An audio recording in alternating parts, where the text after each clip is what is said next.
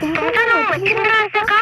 कारण माझा जन्म माशाच्या पोटातून झाला, म्हणून माझे नाव मच्छिंद्र असे आहे.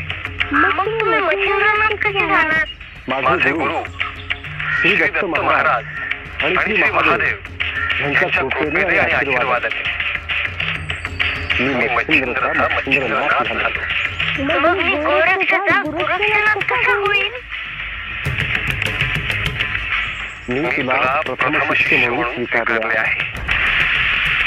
गुरु म्हणून मी तुला साधना देईन, शिकवेन आणि मग तू गोरक्षनाथ होशील. परंतु ते सोपे नाही, त्यासाठी अनंत कष्ट आहेत. चल